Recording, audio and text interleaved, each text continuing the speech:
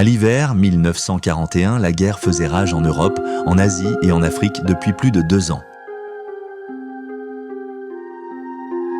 Des millions de personnes vivaient dans la peur à travers l'Europe occupée, tandis que beaucoup subissaient des atrocités inimaginables dans les camps de concentration et de prison. En Afrique, les combats se poursuivaient entre les Alliés et les puissances de l'axe d'Hitler, tandis qu'en Chine, les bombardements de terreur par les Japonais continuant de ravager la vaste nation. Pendant ce temps, la Grande-Bretagne avait survécu à l'assaut des bombes allemandes qui s'abattèrent sur eux pendant le Blitz, et profitant d'un répit bien nécessaire, Winston Churchill et le peuple britannique regardaient Hitler tourner son attention vers le front de l'Est et les soviétiques.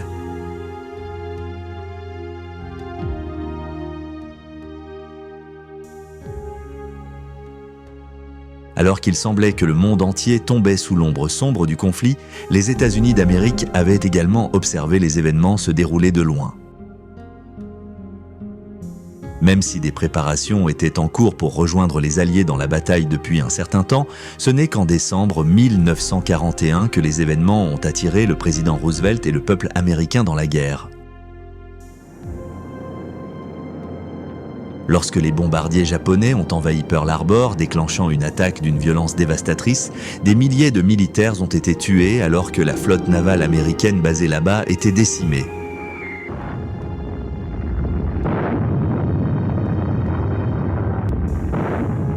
La réaction de Washington a été rapide et l'Empire du Soleil Levant avait réveillé un géant endormi, ouvrant un nouveau chapitre dans l'histoire de la Seconde Guerre mondiale. The unprovoked and dastardly attack by Japan on Sunday, December 7th, 1941, a state of war has existed between the United States and the Japanese Empire. Du drame de l'attaque japonaise sur Pearl Harbor aux batailles dans les jungles et les îles du Pacifique, ce chapitre révèle les raisons du retard de l'Amérique à entrer dans la lutte contre les puissances de l'Axe et comment leur force économique et militaire a apporté un rayon d'espoir à ceux qui se battaient désespérément pour la liberté partout dans le monde.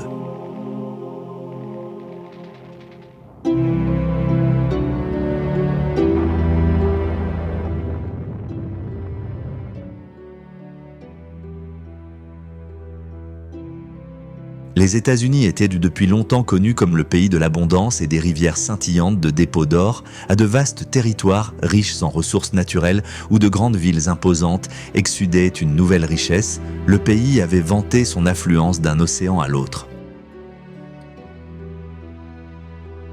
Pour beaucoup qui affluaient en Amérique, en tant qu'immigrants de l'étranger, les États-Unis étaient considérés comme un endroit où les rêves pouvaient vraiment devenir réalité. Mais malgré une abondance d'emplois, de terres et de ressources, après la Première Guerre mondiale, même le puissant pays de la liberté avait ses problèmes. Lorsque le krach de Wall Street a frappé en 1929, il a porté un coup dévastateur à l'économie autrefois florissante, et alors que des files de personnes pauvres cherchant du travail commençaient à se former dans les rues, d'autres nations ont rapidement suivi les États-Unis dans une période sombre de tourmente, alors que le monde faisait face aux jours désespérés de la Grande Dépression.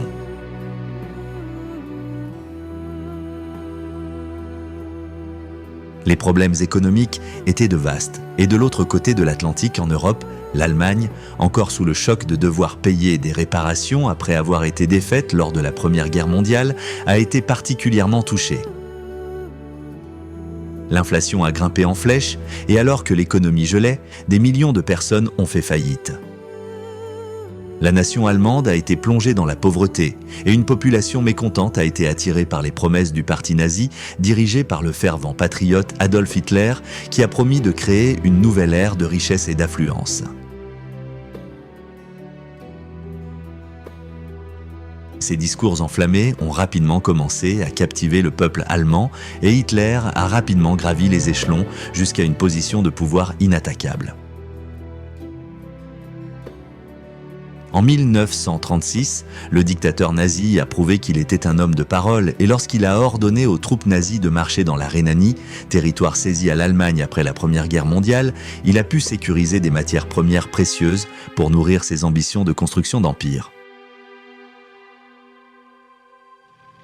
Alors que les nations tombaient devant Hitler, tombant comme des dominos à travers l'Europe alors que les nazis poussaient de plus à l'ouest, loin à travers le monde dans le Pacifique oriental, les Japonais regardèrent les empires occidentaux s'effondrer.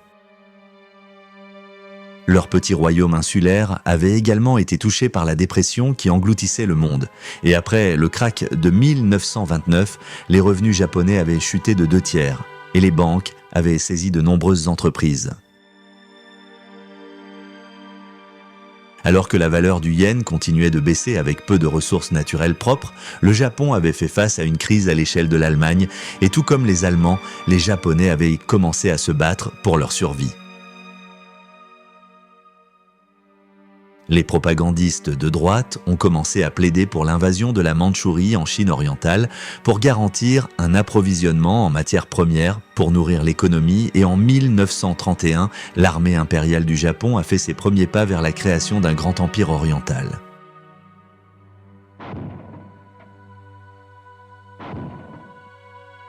Alors que le leader du Front national chinois, Chiang Kai-shek, faisait face aux envahisseurs japonais, en 1937, les batailles s'étaient transformées en une campagne brutale pour conquérir le reste de la Chine.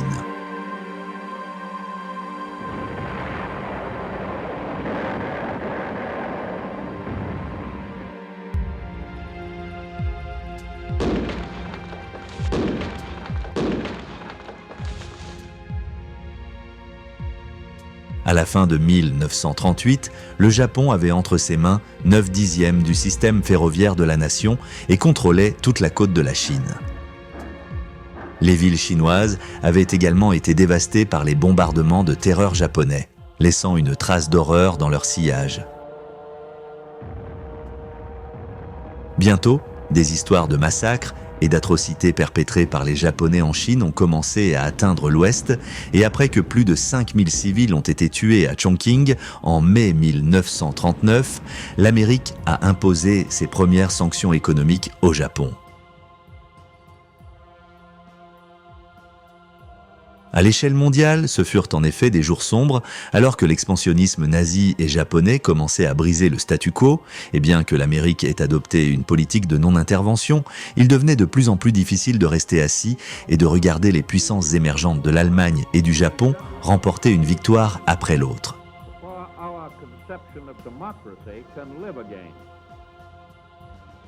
Les choses ont atteint un point critique lorsque le Japon a scellé son alliance avec Adolf Hitler et le dictateur italien Benito Mussolini dans le pacte tripartite de septembre 1940. Il était clair pour le président américain Franklin D. Roosevelt que la politique de neutralité et de non-intervention de l'Amérique pourrait ne pas être durable, et il avait un avertissement sévère pour le peuple des États-Unis. Nous sommes déterminés à rester en dehors de la guerre, mais nous ne pouvons pas nous assurer contre les effets désastreux de la guerre et les dangers de l'implication. L'aide militaire et financière américaine à la Chine a été augmentée. Et en octobre 1940, la loi sur la formation et le service sélectif a été adoptée par le Congrès pour renforcer les forces armées. C'était la première conscription en temps de paix qui avait jamais eu lieu dans le pays car tous les hommes âgés de 21 à 36 ans pouvaient être appelés au service militaire pendant 12 mois. Mais si la guerre était déclarée, ils devraient servir leur pays pendant toute la durée du conflit.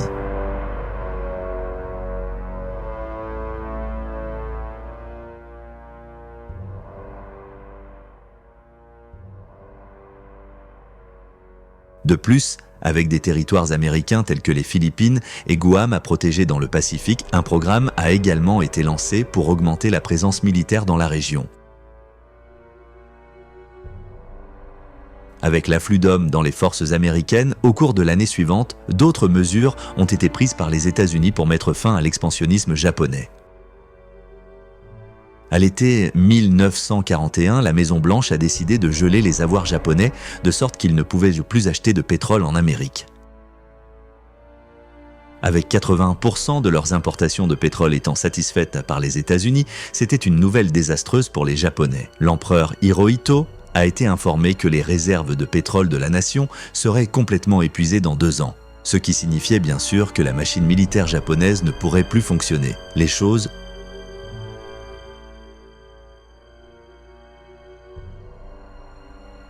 se sont encore détériorées pour les Japonais lorsqu'ils ont vu le Premier ministre britannique Winston Churchill rencontrer le président américain Roosevelt sur un navire de guerre ancré au large de Terre-Neuve pour discuter de la situation en Europe et dans le Pacifique en août 1941. Cela a donné naissance au traité connu sous le nom de Charte de l'Atlantique et a préconisé la liberté de vouloir et de craindre le désarmement des nations agresseurs et a déclaré que tous les peuples avaient le droit à l'autodétermination. Pour l'Ouest, c'était un plan pour le nouveau monde courageux que les Alliés priaient pour qu'il émerge après la fin de la guerre.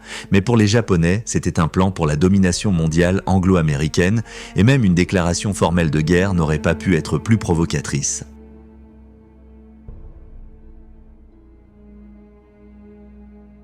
Avec un avenir de plus en plus sombre pour le Japon, lors d'une conférence impériale à Tokyo le 6 septembre 1941, il a été décidé que, sauf si l'Amérique acceptait de retirer tout soutien politique et économique au gouvernement nationaliste chinois et de lever leurs embargos économiques et pétroliers sur le Japon, les négociations avec le pays prendraient de fin.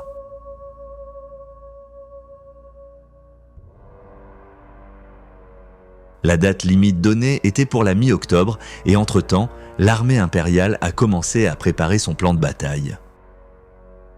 Ils étaient déjà bien placés pour lancer des attaques sur les colonies des Britanniques, des Hollandais et des Américains, ayant déjà envahi l'Indochine française. De là, l'armée pourrait occuper des territoires riches en matières premières telles que l'étain et le caoutchouc, ainsi que de nombreuses autres marchandises. Mais le plus important de tout, de là, ils étaient à portée de main d'un approvisionnement en pétrole riche et durable. Avec la guerre qui se profilait à l'horizon, le peuple japonais a été encouragé à soutenir une bataille avec l'Ouest qui a été glorifiée comme une lutte pour la grande sphère de coprospérité de l'Asie de l'Est.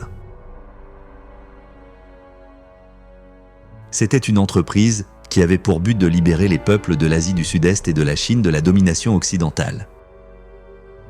Il serait sous la protection du Japon, qui régnerait avec justice et moralité dans un nouveau royaume, mais bien que les principes de la sphère de coprospérité semblaient être nobles et justes, une fois la guerre du Pacifique commencée, la réalité serait très différente.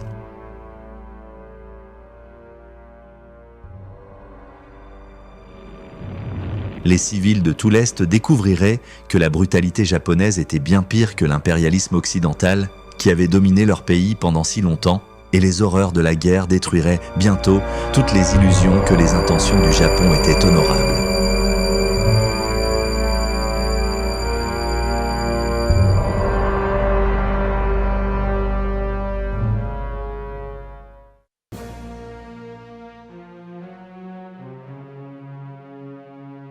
Alors que les futures batailles se rapprochèrent de plus en plus, il est intéressant de noter que tout le monde à Tokyo n'était pas pressé de se précipiter dans une guerre. Le Premier ministre du Japon, Fumimaro Konoe, avait à un moment soutenu l'idée de la sphère de coprospérité, mais alors que le conflit se poursuivait en Chine, il craignait qu'une guerre sur 2 fronts ne soit impossible à gagner et était donc désireux de poursuivre les négociations avec les États-Unis.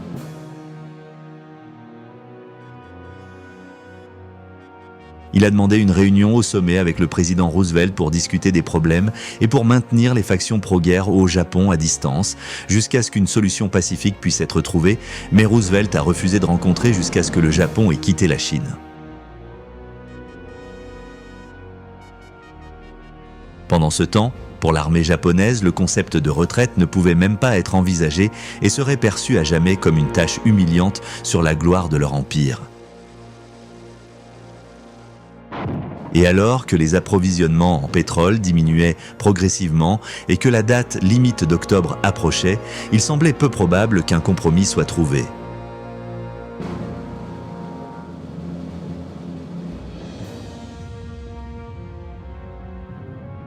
Un Impatients de commencer leur conquête de territoires à travers le Pacifique, la machine militaire japonaise a une fois de plus fait pression pour la guerre et lors d'une réunion du cabinet le 14 octobre, le ministre de l'armée, Hideki Tojo, a annoncé que les négociations avaient échoué et que la date limite pour un accord était passée. Rien de plus ne pouvait être fait pour éviter d'aller en guerre avec l'Ouest et Konoe, frustré par son échec à négocier un règlement, n'a vu d'autre option que de démissionner. Le 18 octobre, alors que le général belliqueux Tojo remplaçait Konoe et que les militaristes prenaient le contrôle total du Japon, le temps des négociations était révolu et la bataille était sur le point de commencer.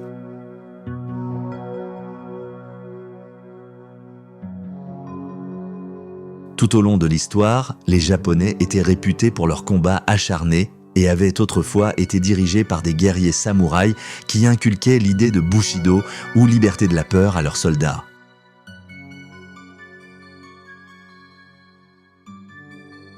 Un véritable guerrier japonais ne devrait avoir peur ni de la mort, ni de la douleur, ni de la défaite et ne devrait avoir aucun égard pour lui-même, son seul but étant de servir son maître.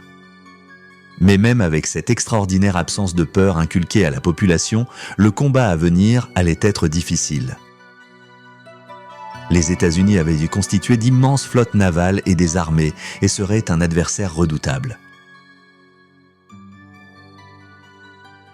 L'amiral de la marine japonaise, Isoroku Yamamoto, était conscient de ce à quoi le pays était confronté et savait que pour commencer une guerre avec l'Amérique, l'armée impériale devrait faire beaucoup plus que simplement saisir leurs avant-postes. Yamamoto avait étudié à l'université Harvard et avait également passé du temps en tant qu'attaché naval en Amérique, et il était l'un des rares commandants japonais qui comprenaient vraiment la puissance navale immense des États-Unis.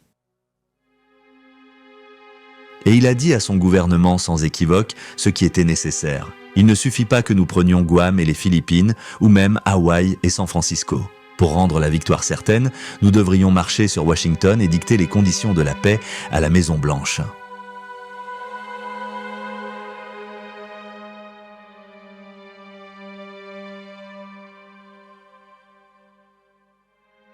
Mais malgré ses préoccupations bien fondées concernant le fait de chercher querelle à une nation aussi puissante que l'Amérique, Yamamoto était loyal envers son empire et commença consciencieusement à chercher le meilleur moyen de vaincre la marine américaine.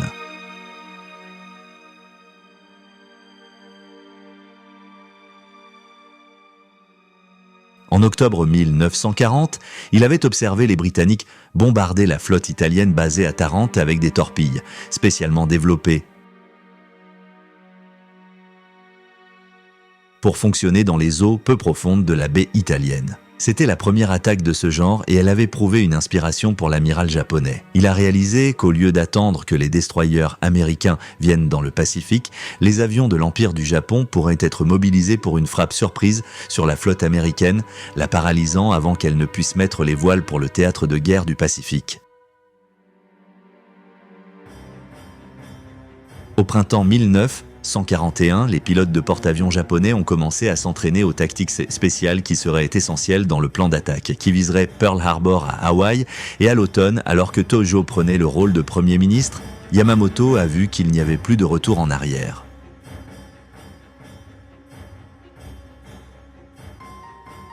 Au début de novembre, il a nommé le vice-amiral Chuichi Nagumo comme commandant de la mission et a fixé une date pour l'attaque prévue, le 7 décembre 1941. Plus tôt à Washington, le président Roosevelt était préoccupé par la détérioration des relations avec le Japon et le risque que cela représentait pour le territoire américain dans le Pacifique et avait décidé de déplacer la flotte américaine de sa base en Californie à Hawaï, où elle serait plus proche de l'arène du Pacifique.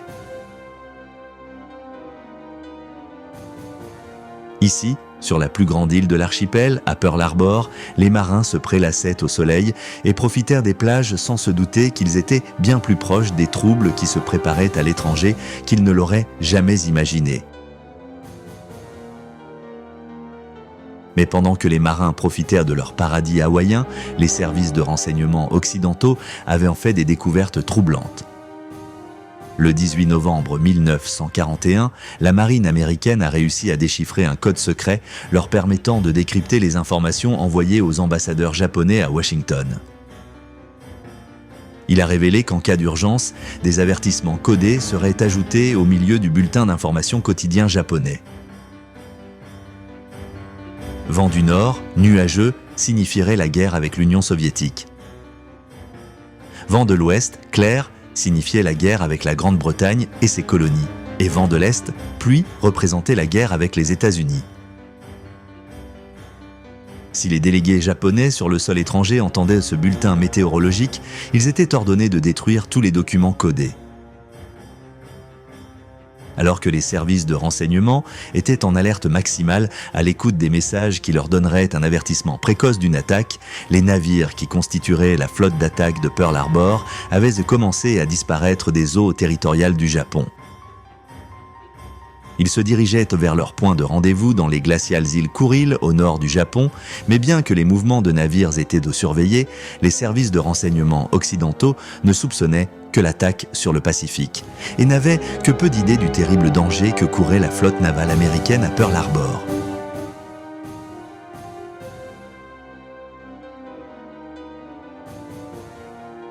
Pendant ce temps, la mascarade de la diplomatie se poursuivait entre le Japon et l'Amérique. Et le 20 novembre, l'ambassadeur du Japon aux États-Unis, Nomura, a présenté l'ultimatum final du Japon au secrétaire d'État, Cordell Hull, exigeant une reprise des approvisionnements en pétrole vers le Japon et la cessation de l'aide à la Chine.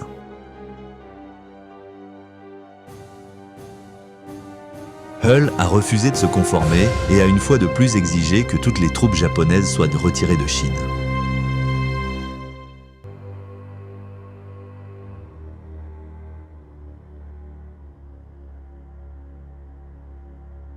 Avec la fin des négociations, le 26 novembre, la force opérationnelle japonaise composée de 6 porte-avions, accompagnée de 24 navires de soutien, a quitté la baie de Tankan dans les îles Kuril dans le plus grand secret.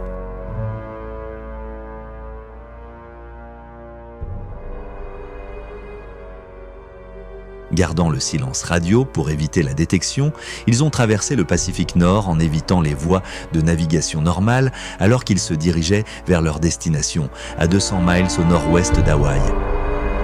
C'est de là que l'attaque sur Pearl Harbor serait lancée.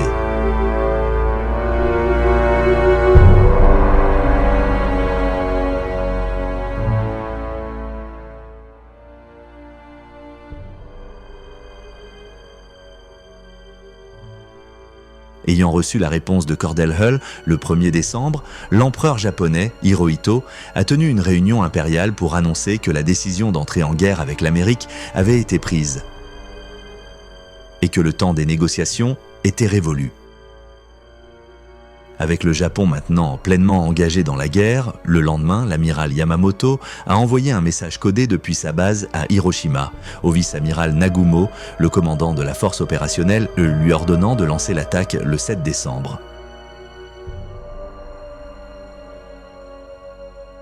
Alors que les services de renseignement décryptaient désespérément les communications à travers le monde, soudainement, les diplomates japonais à Washington, Londres, Manille, Hong Kong et Singapour ont reçu l'ordre de brûler leurs codes. Cela signifiait non seulement que les relations diplomatiques avaient été rompues, mais que la guerre était sur le point de commencer. Et pour les Alliés, la question primordiale était où ?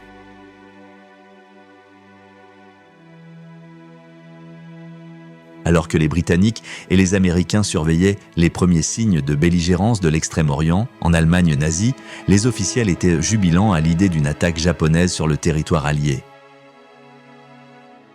Le ministre des Affaires étrangères allemand, von Ribbentrop, avait assuré à l'ambassadeur japonais à Berlin que Hitler soutiendrait son allié du pacte tripartite et déclarerait la guerre dès que le Japon entrerait en guerre avec les États-Unis. Tokyo avait à son tour informé l'Allemagne que le temps de cette guerre pourrait venir plus vite que quiconque ne l'imagine.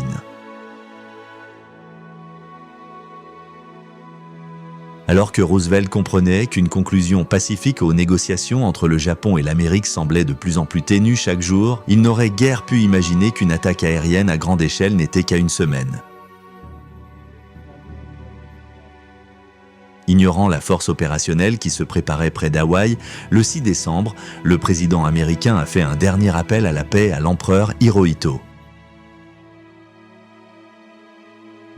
De manière inquiétante, il n'y a eu aucune réponse, mais plus tard ce jour-là, les services de renseignement américains ont intercepté un message japonais en 14 parties et déchiffré les 13 premières. Ils ont révélé que l'offre du secrétaire d'État Hull avait été rejetée, mais le message était incomplet et ce n'est que le lendemain que la 14e partie cruciale est arrivée.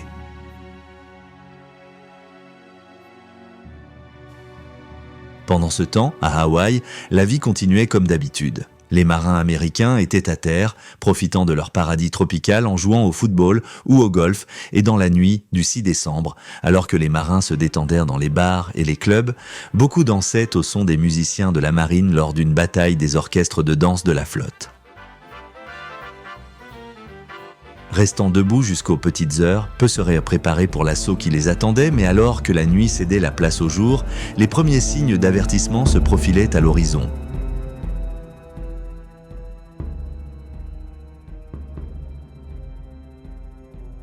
À 4h50, le dimanche 7 décembre, des sous-marins nains japonais sont entrés furtivement par les portes du port, mais bien qu'ils aient été repérés, aucune alarme générale n'a été donnée.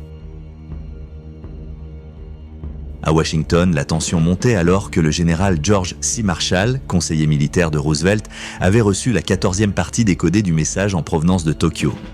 Il a confirmé que les négociations avec le Japon étaient terminées et, réalisant les implications potentielles, le département de la guerre des États-Unis a immédiatement envoyé une alerte à Pearl Harbor. Mais des problèmes de communication radio retarderaient le message et tragiquement, l'avertissement vital arriverait trop tard. Alors que Washington était conscient que les hostilités allaient commencer de l'autre côté du Pacifique, les événements s'accéléraient alors que des navires japonais chargés de 5000 soldats des champs de bataille déchirés par la guerre en Chine approchèrent de la Malaisie contrôlée par les Britanniques.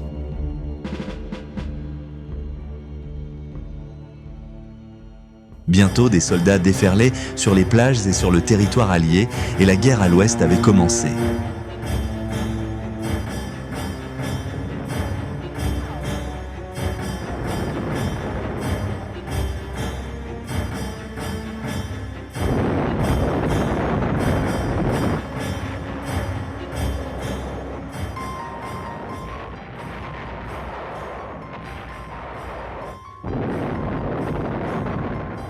Alors que la fureur de l'armée japonaise se déchaînait dans le Pacifique, les transmissions radio entre la flotte de porte-avions japonaise près d'Hawaï et Tokyo cessaient et à 6h15, le vice-amiral Nagumo donnait l'ordre de libérer les avions.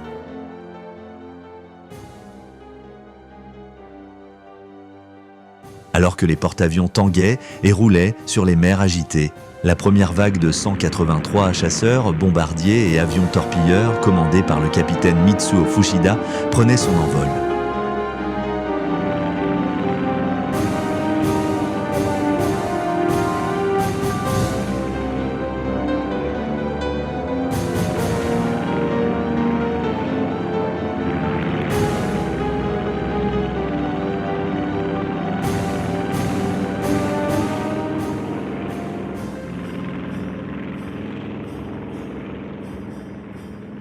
La vaste formation comprenait des bombardiers qui cibleraient les cuirassés et les porte-avions, suivis par des bombardiers en piqué pour attaquer les avions basés au sol et les hangars de Ford Island et Wheeler Field. Puis vinrent les avions de chasse japonais chargés de détruire les avions sur les aérodromes avant qu'ils ne puissent décoller et défendre le port.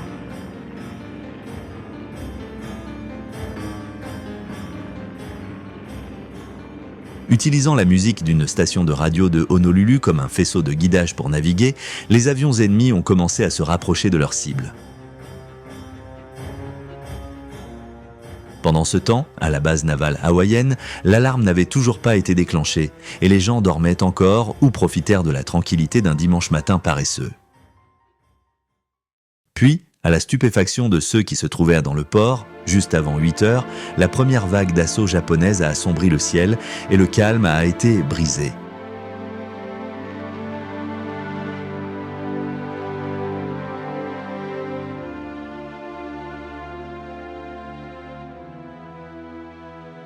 Le commandant Logan C. Ramsey, au centre de commandement de Ford Island, a donné l'alerte. Raid aérien sur Pearl Harbor, ce n'est pas un exercice, tandis que les avions de chasse japonais commençaient à survoler les aérodromes de Hickam et Wheeler, répondant aux cris de guerre du commandant Fushida.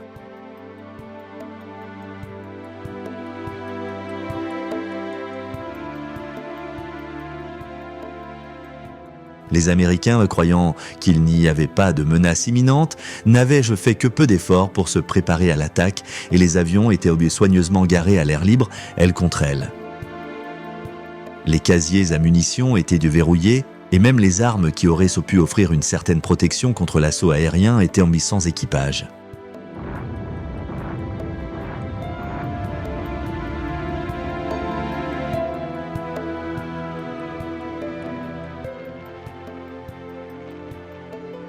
Alors que des averses de bombes étaient larguées sur les aérodromes ci-dessous, les Japonais ne pouvaient pas croire leur chance, l'élément de surprise si crucial pour le plan de Yamamoto n'aurait pas pu être plus grand.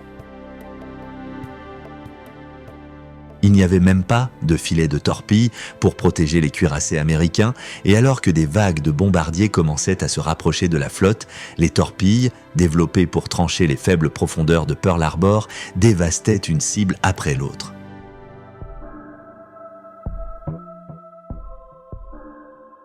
Parmi les plus de 90 navires à l'ancre à Pearl Harbor, l'objectif principal des Japonais avait été de frapper les navires amarrés sur la rangée de cuirassés le long de la rive sud-est de Ford Island.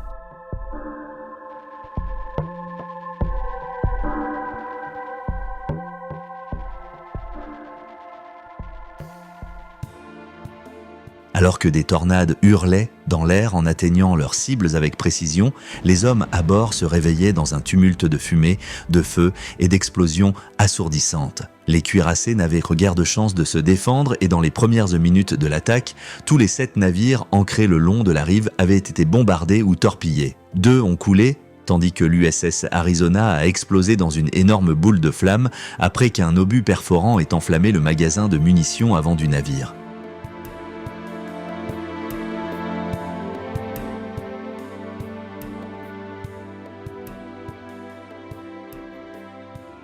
Bien que quelques chanceux aient pu sauter par-dessus bord et nager jusqu'à la sécurité, alors que le navire était en proie aux flammes, plus de 1000 membres d'équipage ont été tués, dont l'un des groupes qui avait participé à la compétition la veille. C'était la plus grande perte de vie sur un navire ce jour-là et les victimes de l'USS Arizona représentaient la moitié du total, du nombre d'Américains tués à Pearl Harbor.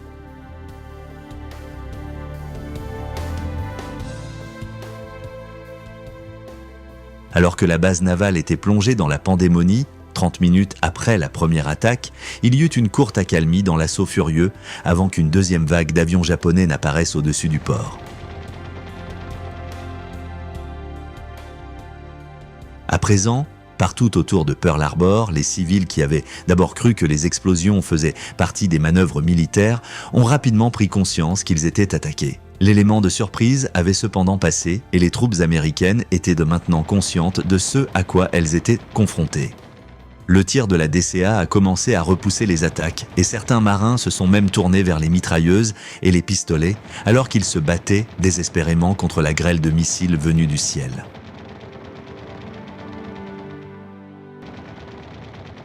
De nombreux héros émergeraient en ce jour historique et l'un de ceux qui se sont battus courageusement pour défendre la base navale était Doris Miller, un aide de cuisine à bord de l'USS West Virginia.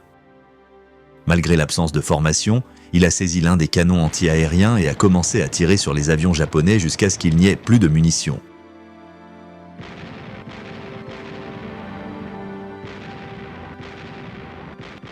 Mais malgré le courage de Miller et de tous ceux qui repoussaient l'assaut, les pertes subies par les pilotes de Nagumo seraient peu nombreuses par rapport aux pertes dévastatrices des Américains.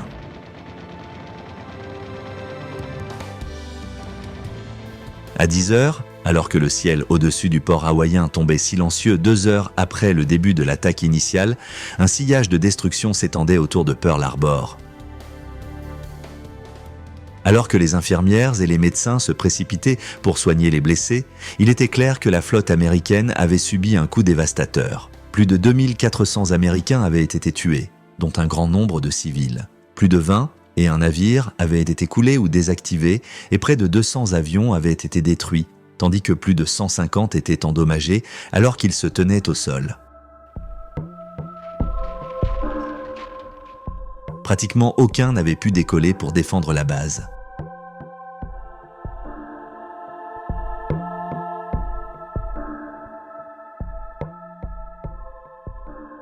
Cependant, les États-Unis auraient pu subir des pertes bien plus importantes si les officiers subalternes de Nagumo avaient eu leur mot à dire. Lorsque la deuxième vague d'avions est revenue d'Hawaï, ils ont insisté pour une troisième vague d'attaques pour détruire les capacités de réparation de la flotte américaine et les vastes réserves de pétrole qui étaient restées intactes. Mais avec le carburant qui s'épuisait et le risque de représailles des bombardiers américains, l'amiral Yamamoto était réticent à subir d'autres pertes et avait ordonné aux navires de faire demi-tour et de rentrer chez eux. C'était une décision qui coûterait cher au Japon car bien que la scène à Pearl Harbor était celle d'une dévastation totale, la plupart des navires de la rangée de cuirassés seraient miraculeusement sauvés et finiraient par rejoindre la bataille contre le Japon dans le théâtre de guerre du Pacifique.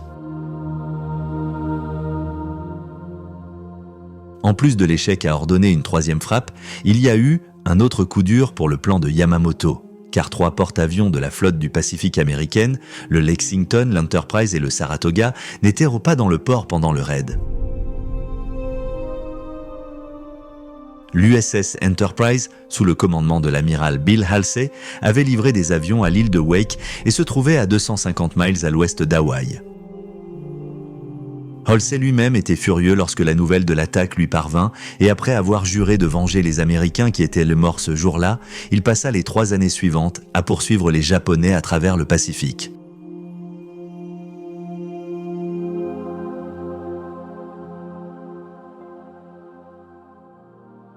Loin à Washington, la nouvelle de l'attaque de Pearl Harbor avait atteint Roosevelt et le secrétaire d'État Cordell Hull.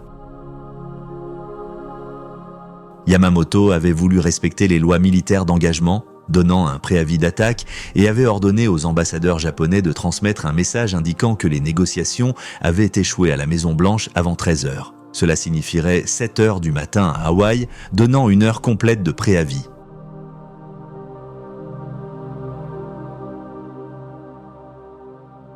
Cependant, le message est arrivé 1 heure en retard et alors que l'envoyé Nomura présentait le document officiel, les avions étaient déjà en train de bourdonner au-dessus de la base navale hawaïenne.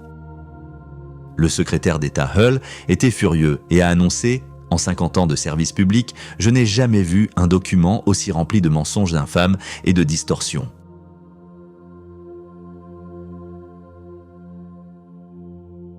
Bientôt, le public américain a rejoint le secrétaire d'État dans sa fureur en entendant parler de l'attaque surprise sur les bulletins de radio, de nombreux programmes de divertissement du dimanche après-midi étant interrompus pour annoncer les nouvelles des événements tragiques à Pearl Harbor.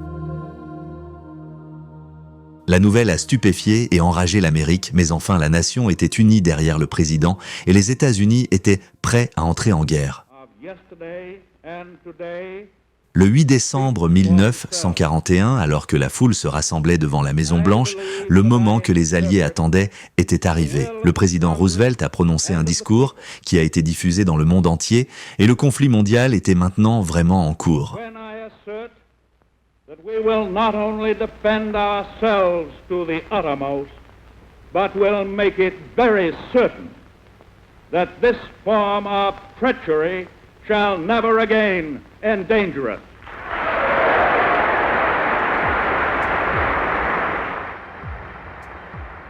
Le Sénat américain était unanime dans sa décision de faire la guerre au Japon et une détermination à venger l'attaque sur Pearl Harbor s'est répandue loin et large à travers tous les USA. Le mouvement anti-guerre et isolationniste s'est effondré. Même le plus féroce critique du président Roosevelt, Charles Lindbergh, a déclaré « Notre pays a été attaqué par la force des armes et par la force des armes, nous devons riposter ». Les stations de recrutement étaient de bondées d'une vague de volontaires, inspirés par les paroles du président et alors que le pays se précipitait pour mobiliser les troupes, bientôt les nouvelles de l'agression japonaise et la déclaration de guerre de Roosevelt ont eu un impact dramatique sur les batailles qui faisaient rage en Europe.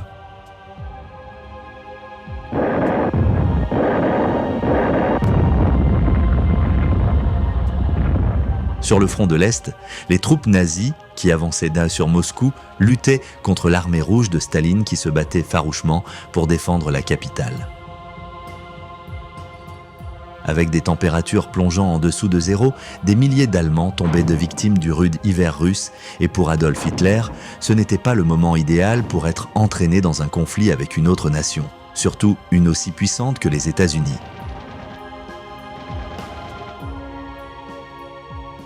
Néanmoins, le 11 décembre, Adolf Hitler a honoré son accord tripartite avec le Japon et a déclaré la guerre à l'Amérique.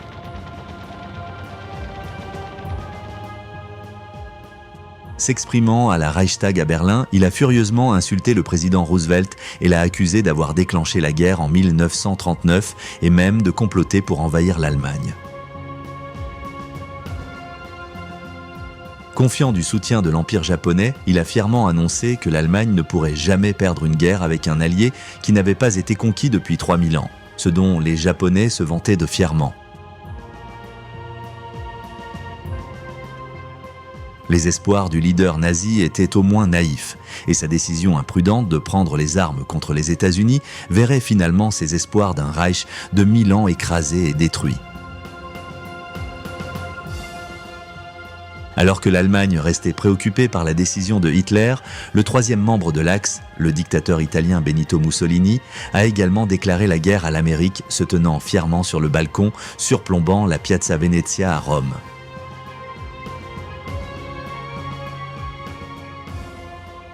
Alors que la foule acclamait, il a promis que les puissances du pacte d'acier étaient déterminées à gagner, et alors que les soi-disant puissances de l'Axe du Japon, de l'Allemagne et de l'Italie s'unissaient contre l'Amérique et la Grande-Bretagne, la France et leurs alliés, le monde était entré dans un conflit véritablement mondial et très dangereux.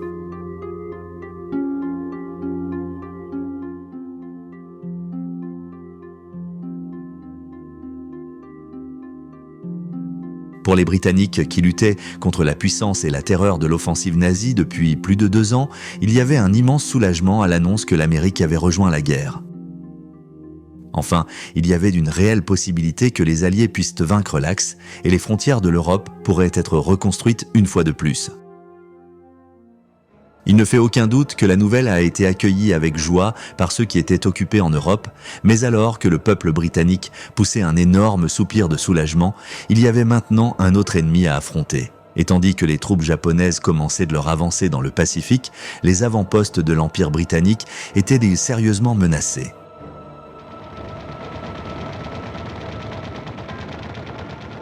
Après l'invasion japonaise de la Malaisie, la Royal Navy avait envoyé les précieux croiseurs de bataille, le HMS Repulse et le HMS Prince of Wales de Singapour pour offrir un soutien. Cependant, les Japonais ont intercepté l'avance et le 10 décembre, une attaque aérienne a détruit et coulé les 2 navires. Le Premier ministre britannique Winston Churchill a reçu la triste nouvelle et son inquiétude était évidente lorsqu'il a dit « Sur cette vaste étendue d'eau, le Japon est suprême et nous sommes partout faibles et nus. »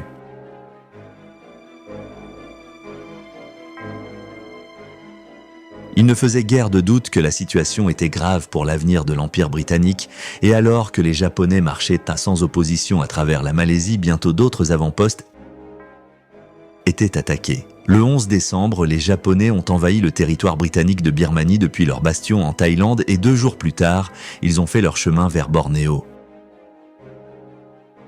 Les nouvelles de l'Extrême-Orient devenaient de plus en plus inquiétantes jour après jour, et alors que les Japonais impitoyables avançaient plus près des précieux avant-postes de Hong Kong et de Singapour, les préoccupations de Winston Churchill que l'Empire échappait rapidement à la prise de la Grande-Bretagne étaient à maintenant une réalité dure et inévitable.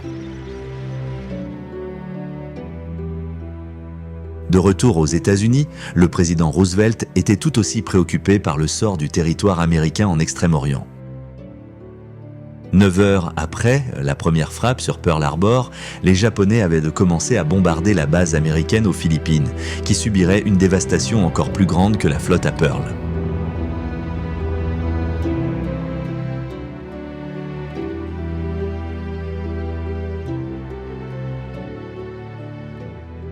Alors que les Japonais remportèrent la bataille pour le contrôle des cieux au-dessus des îles, des milliers de troupes ont commencé à déferler sur les plages du nord et les golfes de la côte ouest.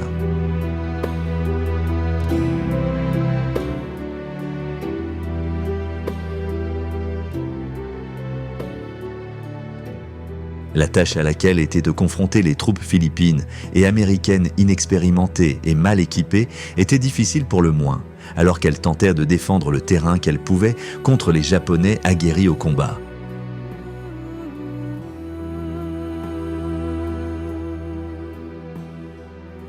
Les Philippines étaient d'une importance vitale pour les Japonais et en s'emparant de la nation insulaire, ils pouvaient empêcher les Américains de l'utiliser comme base d'opération. Mais plus que cela, avec la chaîne d'îles sous leur commandement, l'Empire japonais pouvait contrôler toutes les lignes de communication entre les Philippines et les autres territoires occupés par les Japonais dans la région. Cela consolidait vraiment leur position de force tout en fournissant le tremplin parfait pour atteindre les Indes orientales néerlandaises. C'est sur le territoire néerlandais que se trouvaient les précieuses réserves de pétrole. Et en quelques semaines, les Japonais avanceraient pour s'emparer des fournitures dont ils avaient désespérément besoin pour assurer une campagne réussie.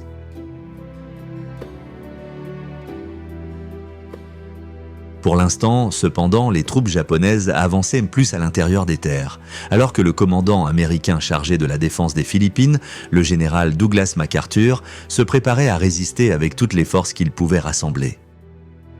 Cependant, alors que l'ennemi avançait sur la capitale, Manille, la situation semblait de plus en plus désespérée.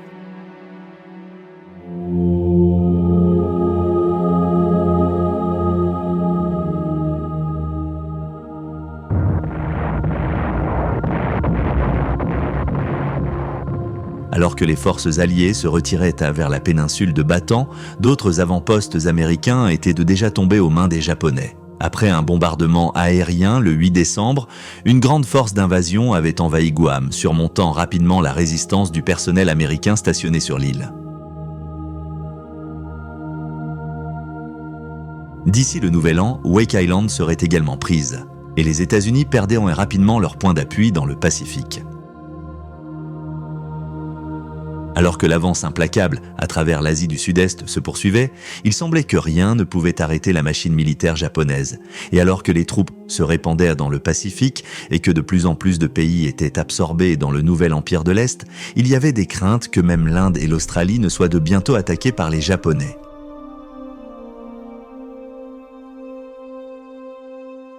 Et pendant tout ce temps, alors que le conflit s'intensifiait, la décision de l'amiral Yamamoto de rappeler les navires de Pearl Harbor avant de porter un troisième coup potentiellement décisif à la flotte navale américaine s'avérait rapidement être une grave erreur. Alors que la fumée se dissipait sur Pearl, des opérations de sauvetage avaient dû commencer pour réparer et renflouer les navires qui avaient été endommagés lors de l'attaque surprise.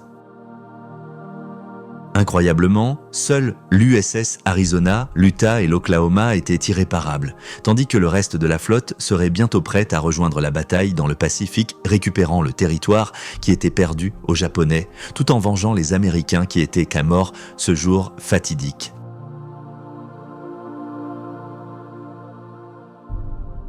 Mais, alors que les navires étaient sortis des eaux peu profondes de Pearl, des questions étaient toujours posées en Amérique. Pourquoi les commandants de la base navale n'avaient-ils pas été mieux préparés ? Des boucs émissaires ont rapidement été trouvés et le commandant de l'armée américaine à Hawaï, Walter Short, ainsi que le commandant en chef de la flotte du Pacifique américain, Husband et Kimmel, ont été rétrogradés et blâmés pour le manque d'un plan de défense adéquat pour contrer l'attaque japonaise.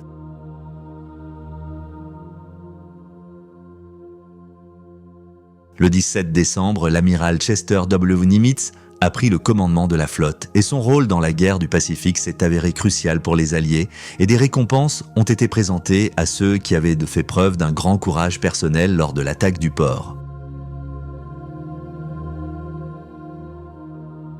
Les décorés comprenaient Doris Miller, qui est devenu le premier Afro-Américain à recevoir la Navy Cross, alors que les dirigeants alliés commençaient à planifier leur prochain mouvement dans la lutte contre les puissances de l'Axe.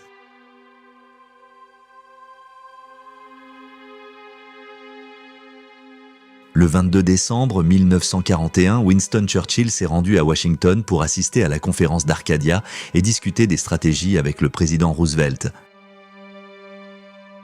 La situation dans le Pacifique se détériorait de jour en jour et, comme le Premier ministre le craignait, les Japonais marchaient maintenant sur Hong Kong. Malgré la pression intérieure pour venger l'attaque japonaise sur Pearl Harbor et tous les avant-postes tombant aux mains des Japonais dans le Pacifique, le gouvernement américain estimait que d'autres problèmes devaient être résolus en premier. La priorité était de vaincre Adolf Hitler et l'Allemagne nazie. Et après la déclaration de guerre d'Hitler aux États-Unis dans les jours qui ont suivi la tragédie de Pearl, une telle action est devenue plus politiquement acceptable.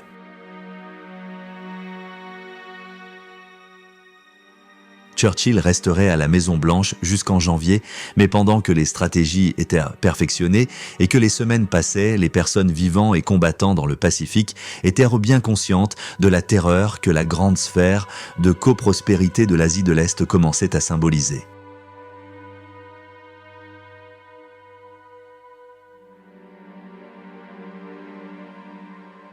Après 17 jours de résistance, la bataille était perdue à Hong Kong et le jour de Noël 1941, le gouverneur de l'avant-poste britannique s'est rendu aux Japonais.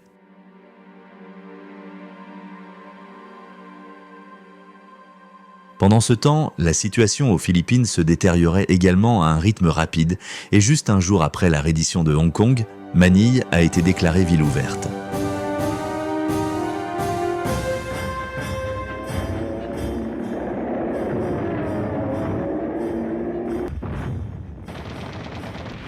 Alors que 1941 se terminait, les principales puissances militaires du monde s'alignaient les unes contre les autres dans une bataille territoriale à mort et au cours des 4 prochaines années, des armées composées de millions de personnes se battraient dans les airs, en mer, dans les villes et dans la jungle.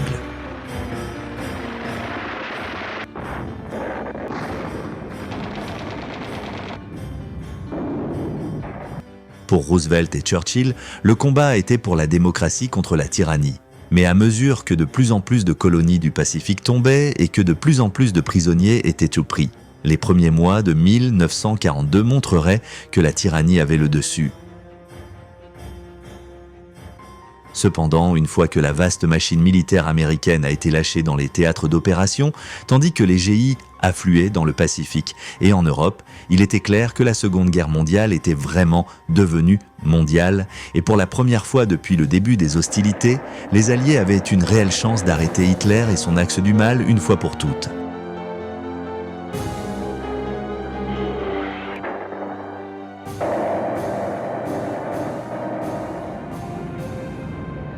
Alors que la lutte dans le Pacifique prenait de l'ampleur, Pearl Harbor n'était que le début d'un conflit dans lequel certaines des batailles les plus brutales de la guerre seraient livrées. Mais alors que le minuscule empire japonais avait accompli de petits miracles dans sa lutte contre les géants occidentaux à l'hiver 1941, l'amiral Yamamoto, l'homme qui avait orchestré l'attaque sur Pearl, était bien conscient que les rêves de l'empire japonais seraient bientôt brisés. Et en réalité, leur guerre était déjà perdue.